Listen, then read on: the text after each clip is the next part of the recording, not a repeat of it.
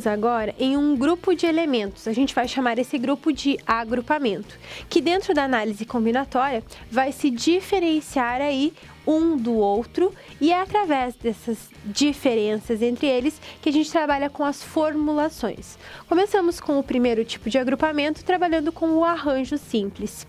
Dentro do arranjo, os elementos que fazem parte desse grupo, eles se diferenciam pela sua ordem ou pela sua natureza.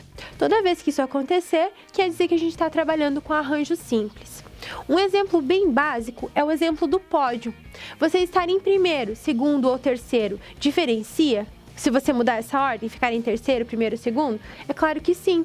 Você ser o ganhador, ser o vencedor de algo é diferente que você ficar em segundo ou em terceiro lugar. É a mesma coisa que você pensar em números, a ordem dos algarismos. Se a gente escrever aí 123, 321, eu só alterei a ordem dos algarismos. O número final mudou? É claro que sim, ele mudou, um é diferente do outro. Então, nesses casos, é que a gente usa arranjo. E aí eu vou te ensinar a lembrar quando você vai ler o problema, interpretar. Como você vai saber? Você vai se perguntar: a ordem dos elementos muda? Mas ao invés de você responder sim ou não, você vai me dizer aham ou não. Se você me disser aham, é porque você está trabalhando com arranjo. Então pensa assim: a ordem dos elementos, ela vai importar? Aí você diz aham, então arranjo. Certo?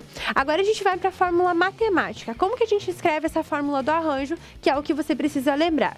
Um arranjo de n p em p, ou seja, de n elementos tomados p em p, a gente tem a formulação n fatorial dividido por n menos p fatorial, em que esse n e este p pertencem ao conjunto dos números naturais. E ainda, o p é menor ou igual que n.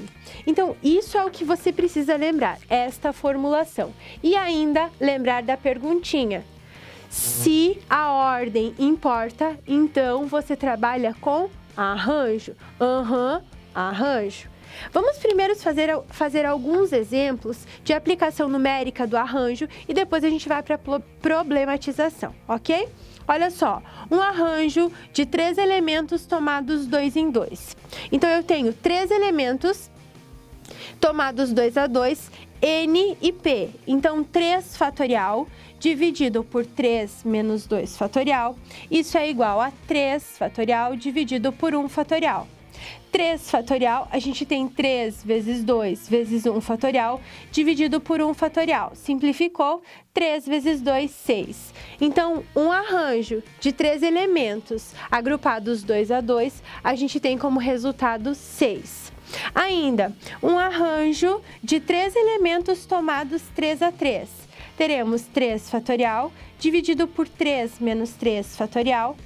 3 fatorial dividido por 0 fatorial, a gente já sabe o caso particular lá do fatorial, que 0 fatorial é igual a 1.